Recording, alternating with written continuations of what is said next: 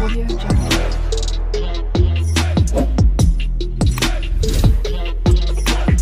Audio Jungle.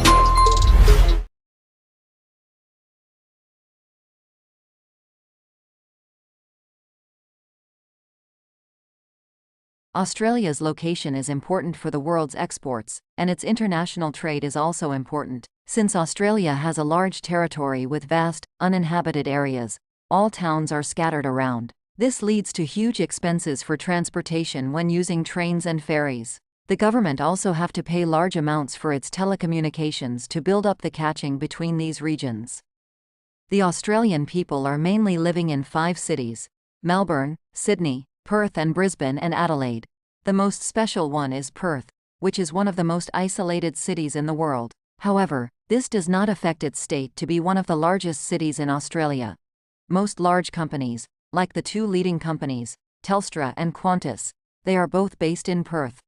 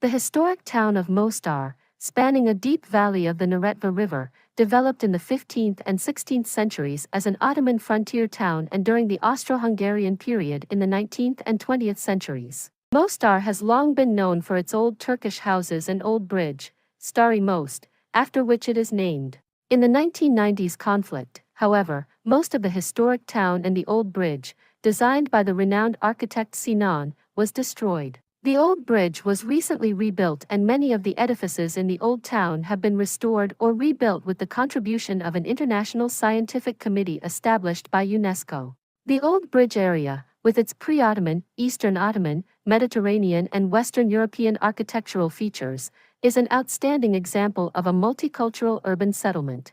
The reconstructed old bridge and old city of Mostar is a symbol of reconciliation, international cooperation, and of the coexistence of diverse cultural, ethnic, and religious communities.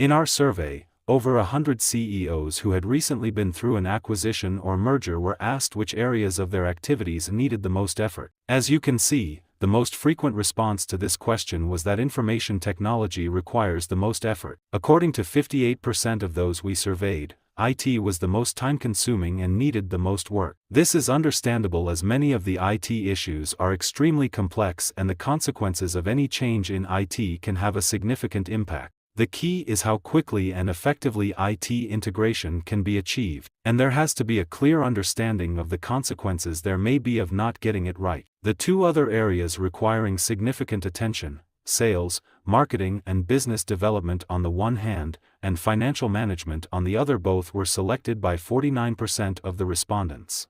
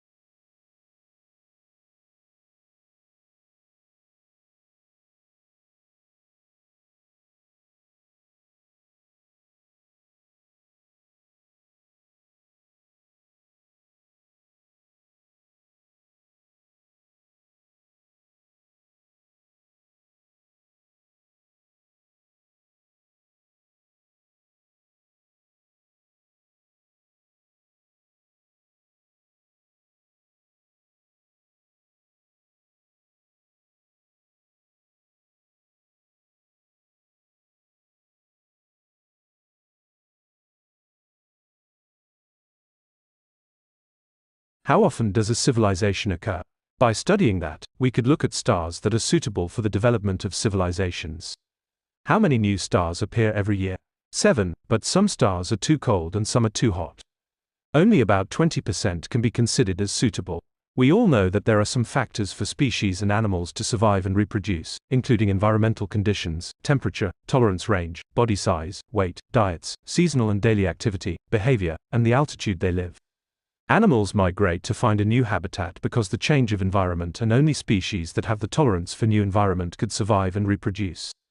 Human beings are the only organism that makes extensive use of technology to extend the limits of its natural tolerance range.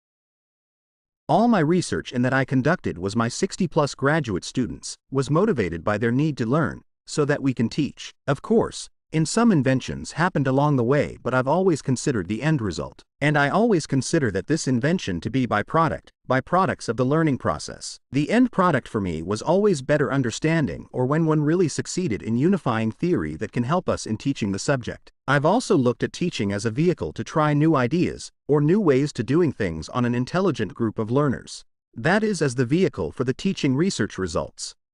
And in my experience, this kind of teaching is the most stimulated and motivating to students. I am also uncovered many interesting research problems is the cause of teaching the subject. It is this unity of research and teaching, their close connection and the benefits gathered by exercising and the interplay that to be recognized the successful professor.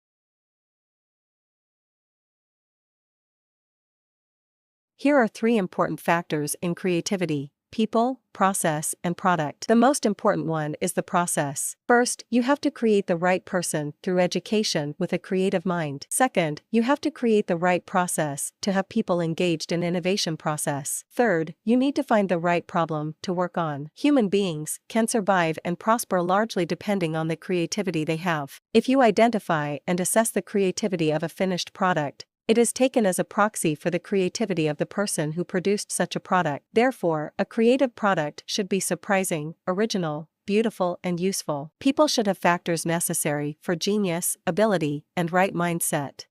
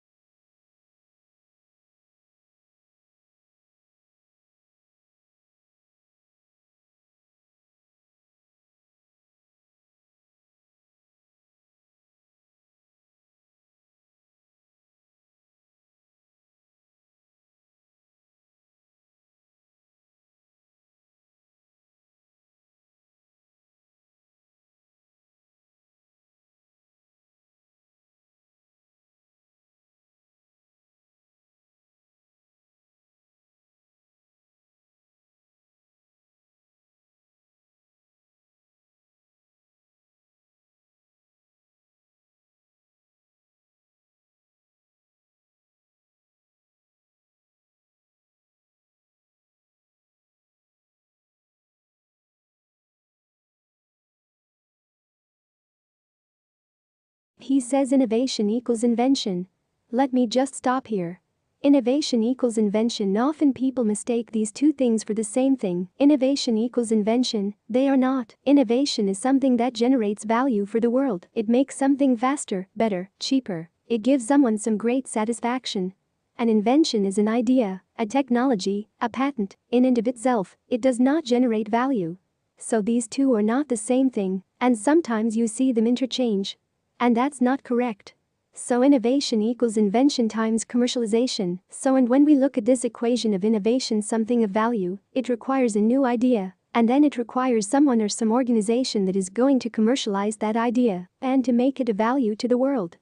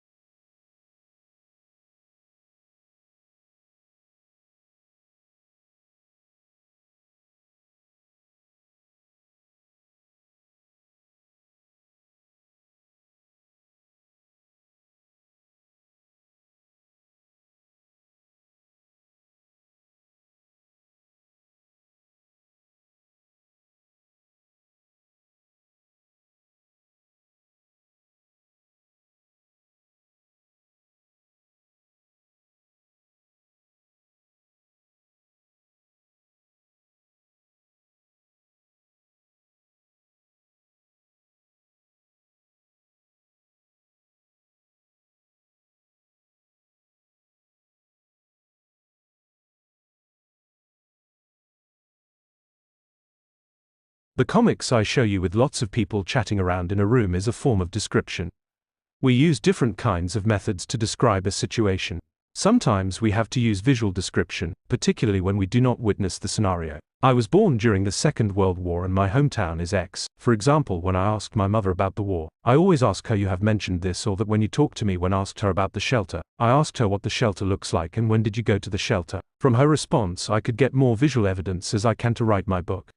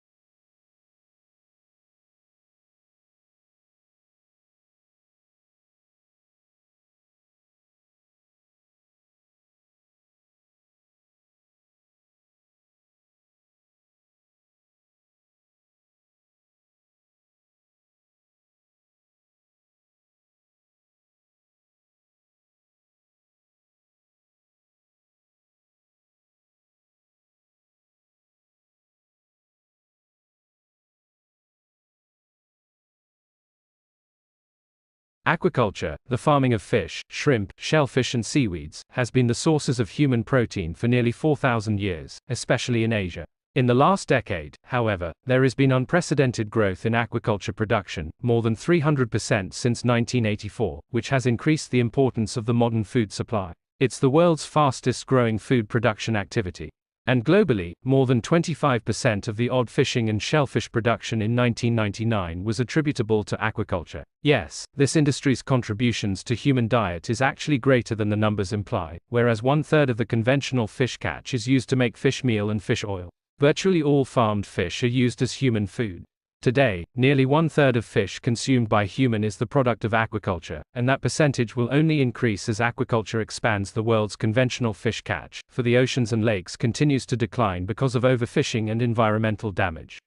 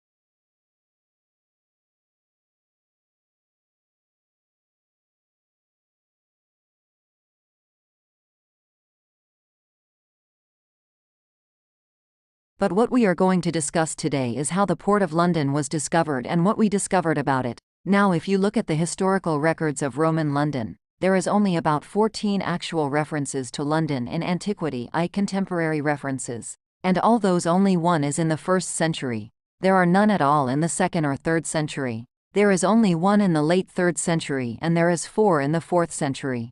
So if you are a historian trying to write the history of Rome in London, it's very difficult. You don't really have much data.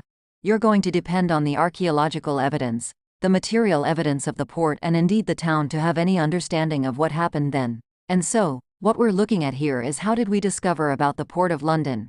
There is no historical documentations, no customs books, no terrorists, no idea of the taxes. We have to understand the port entirely from the archaeological evidence. So that's what we are going to do today. So, if we move on to the next slide. I love live streaming. Thank you very much.